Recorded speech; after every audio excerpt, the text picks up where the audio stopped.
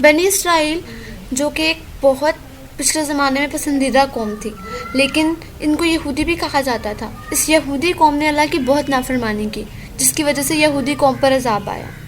یہودی قوم پر عذاب کا ایک قصہ درج ذیل ہے۔ روایت ہے یہ حضرت داؤد کی قوم کے 70,000 آدمی تھے جو کوبا کے پاس سمندر کے کنارے ایلا نامی گاؤں میں رہتے تھے، اور یہ لوگ بڑی خوشحالی کی زندگی بسر کرتے تھے۔ اللہ پاک نے ان لوگوں کو اس طرح امتحان میں لیا کہ ہفتے کے دن مچھلی کا شکار کرنا ان پر حرام قرار دے دیا، جبکہ باقی دنوں میں مچھلی کا شکار کرنا ان کو حلال قرار دیا۔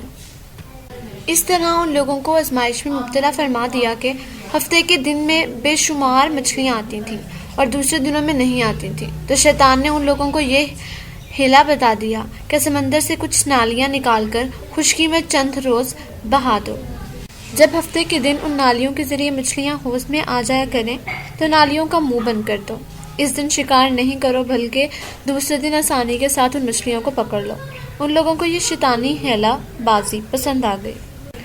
ان لوگوں نے یہ نہیں سوچا کہ جب مچھلیاں نالیوں اور حوضوں میں قید ہو جائیں گی تو یہی ان کا شکار ہوگا، تو ہفتے کے دن شکار کرنا پڑے گا تو ان کے لیے حرام تھا، لیکن کر تو وہ ہفتے کے دن نہیں رہے ہیں۔ تو اس موقع پر یہودیوں کے 3 گروہ ہو گئے۔ ان گروہوں میں سے ایک گروہ تھا جن میں سے کچھ لوگ ایسے تھے جو شکار کی اس شیطانی ہیلا بازی سے منع کرتے رہے، ناراض و بیزار ہو کر شکار سے باز رہے، جبکہ کچھ لوگ اس کام کو دل سے برا جان کر خاموش رہتے، دوسروں کو منع نہیں کرتے تھے، بلکہ منع کرنے والوں سے کہتے تھے تم لوگ ایسی قوم کو نصیحت کرتے ہو جنہیں خدا ہلاک کرنے والا ہے اور سخت سزا دینے والا ہے۔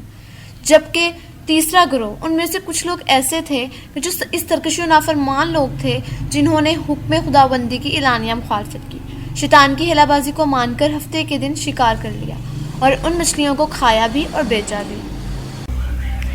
جب نافرمانوں نے منع کرنے کے باوجود شکار کر لیا تو منع کرنے والی جماعت نے کہا کہ اب ہم ان شکار کرنے والوں سے کوئی میل ملاپ نہیں رکھیں گے۔ چنانچہ ان لوگوں نے گاؤں کو تقسیم کر کے درمیان میں ایک دیوار لگا دی اور آمد و رفت کا ایک الگ دروازہ بھی بنا لیا۔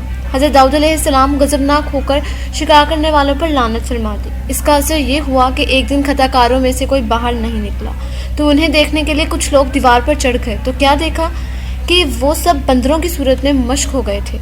اب لوگ ان مجرموں کا دروازہ کھول کر اندر دھکیلے ہوئے تو وہ بندر اپنے رشتہ داروں کو پہچانتے تھے، ان کے پاس گئے، ان کے کپڑوں کو سونگھتے رہے اور زور زور سے روتے تھے، مگر لوگ ان بندر بن جانے والوں کو نہیں پہچانتے تھے۔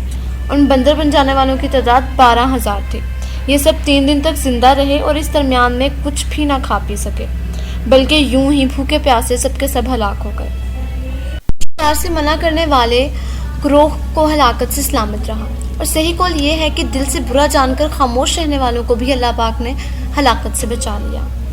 جیسا کہ ایک آیت ہے وَلَقَدْ عَلِمْتُمُ الَّذِينَ اعْتَدَوْا مِنْكُمْ فِي السَّبْتِ فَقُلْنَا لَهُمْ كُونُوا قِرَادَةً خَاسِئِينَ۔ ترجمہ، اور بے شک ضرور تمہیں معلوم ہے تم کہ وہ جنہوں نے ہفتے میں سرکشی کی، تو ہم ان سے یہ فرمایا کہہ ہو جاؤ بندر تھٹکاتے ہوئے کہ ہو